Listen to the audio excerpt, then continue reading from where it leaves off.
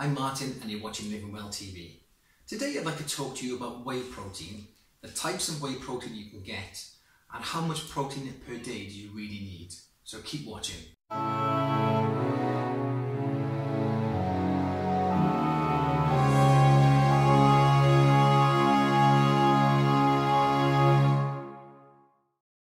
Okay, so whey protein. I'm going to focus on two types of whey protein for today, and that's whey protein concentrate and whey protein isolate.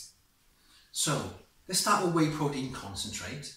So first of all, whey protein is just a byproduct of cheese production. When they make cheese, it lies on the top, they take it away, dry it out, make whey protein from it. So it's just a food source. It's not a drug or anything else, it's just from food. It's derived from a dairy product. So whey protein concentrate is what I use. It is cheaper, it's the cheapest option. It's a good whey protein concentrate should have around about 80 grams per 100 gram of protein. So when you're looking at a good supplement, make sure it's around about 80 grams per 100 gram. The downside of whey protein, if you're lactose intolerant, whey protein concentrate, if you're lactose intolerant, then it does contain lactose. So you maybe have to look at whey protein isolate. Then you've got whey protein isolate. Whey protein isolate tends to be higher, a little bit higher in protein, about 90 grams per 100 gram. So you do get a lot more protein per serving.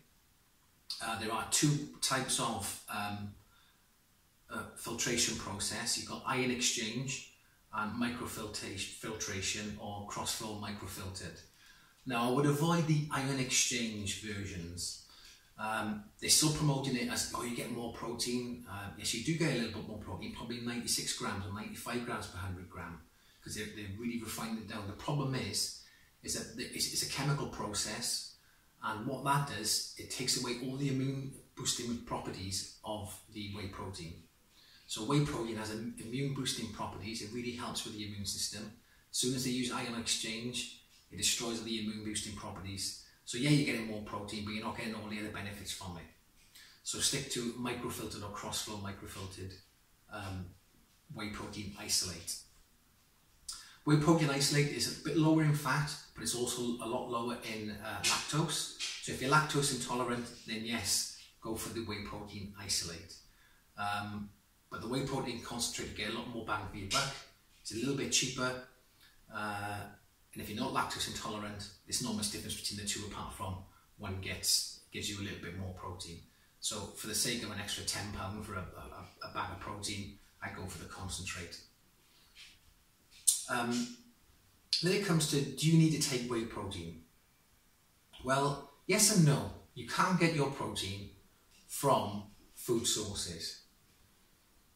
So you the sort of recommendation is 0.8 per kilogram of body weight.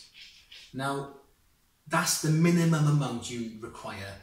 If you're not working out, if you're not doing anything, that's all you require. That's a minimum amount to survive. So that's what they recommend, 0.8. And a lot of people aren't even getting that. So I personally take about 1 to 1.2, sometimes a little bit higher on my training days, per kilogram of body weight. But I wouldn't recommend going higher than 1.5 grams of protein per kilogram of body weight per day. There's really no need for it. You're just wasting your time.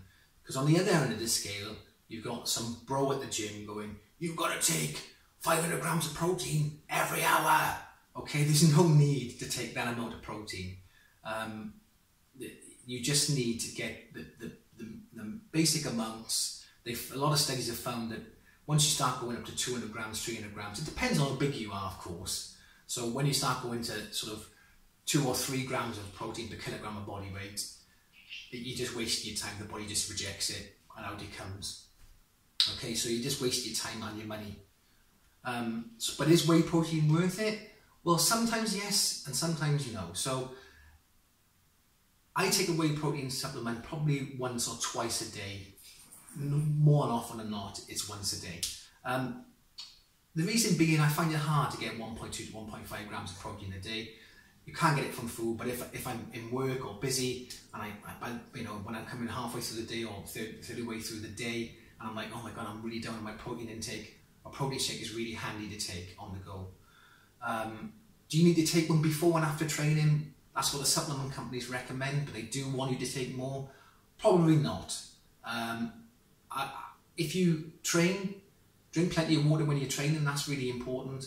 After you train, if you come home after an hour at the gym, just eat a really high, you know, a good healthy meal with plenty of protein in it, and that'll suffice. Your body doesn't distinguish between having a protein shake directly after, directly before you're training, or if it's from a protein shake or if it's from food.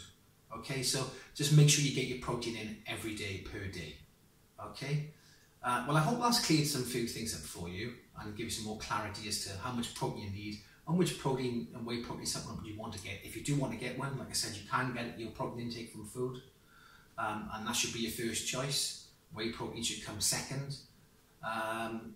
Please like our videos and subscribe to our channel, and I'll see you soon. Bye.